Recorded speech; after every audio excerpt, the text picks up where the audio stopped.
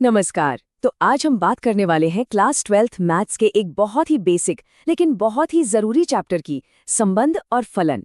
आज हम खास तौर पर एक्सरसाइज 1.1 के कॉन्सेप्ट्स को समझेंगे। अक्सर ना स्टूडेंट्स को ये चैप्टर थोड़ा सा अलग लगता है ना, ऐसा लगता है जैसे ये बाकी मैथ्स से हटकर है। तो चलिए सबसे पहले इसी बात को समझते हैं।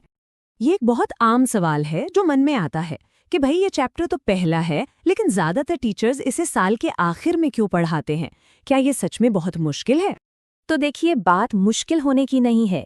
जैसा कि हमें यहाँ बताया गया है, ये चैप्टर थियरी बेस्ड ज्यादा है। मतलब इसमें कैलकुलेशन से ज्यादा कॉन्सेप्ट्स को लिखना और समझाना पड़ता है।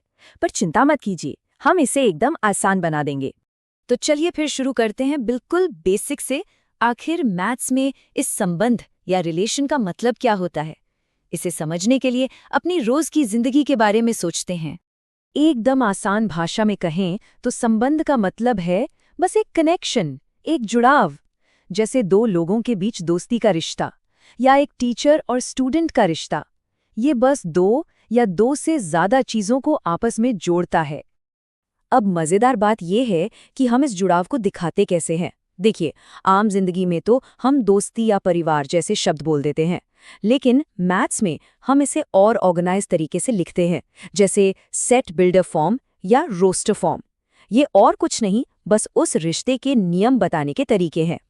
अब देखिए, संबंध तो कई तरह के होते हैं, पर आज हमारा मेन फोकस एक बहुत ही खास तरह के संबंध पर रहेगा, और वो है तुल्यता संबंध या इक्विवेलेंस रिलेशन। पूरी एक्सरसाइज 1.1 इसी पर बेस्ड है। अब किसी भी संबंध को तुल्यता संबंध कहलाने के लिए उसे 3 टेस्ट पास करने पड़ते हैं। आप इन्हें इस संबंध के 3 पिलर्स या 3 शर्तें भी कह सकते हैं। पहला पिलर है स्वतुल्य या रिफ्लेक्सिव। इसका मतलब बड़ा सीधा है, सेट का हर एलिमेंट खुद से जुड़ा होना चाहिए। मैथ्स की भाषा में अगर ए एक एलिमेंट है तो a, उस संबंध का हिस्सा होना ही चाहिए। इससे समझने का एक बहुत बढ़िया तरीका है। सोचिए, कोई कहता है, अरे मेरा तो कोई दोस्त नहीं है, तो मैं खुद ही का दोस्त हूं। बस यही है रिफ्लेक्सिव संबंध। तो मैथ्स में a, लिखने का मतलब असल जिंदगी में यही सोचने जैसा है कि हर इंसान का खुद से एक रिश्ता होता है। चलिए अब दूसरे पिलर पर चलते हैं। दूसरा पिलर है सममित या सिमेट्रिक। ये एक 2 वे स्ट्रीट की तरह है। अगर ए का बी से रिश्ता है तो बी का ए से भी वही रिश्ता होना जरूरी है। दोस्ती इसका सबसे बेस्ट एग्जाम्पल है। अगर कोई कहता है कि आप उसके दोस्त हैं, तो ये तभी सच्ची दोस्ती है जब वो आपका भी दोस्त हो, है ना? ये रिश्ता वन साइडेड नहीं हो सकता। तो फंडा बिल्कुल क्लियर है।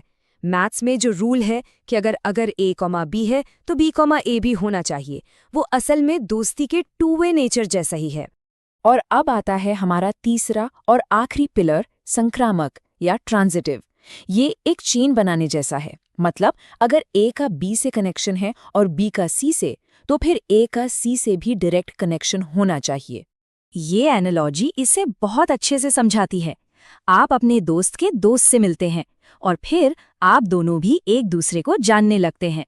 यही तो है ट्रांजिटिव संबंध। तो मैथ्स का ये रूल सीधे सीधे हमारे सोशल कनेक्शंस की चेन को ही तो दिखाता है।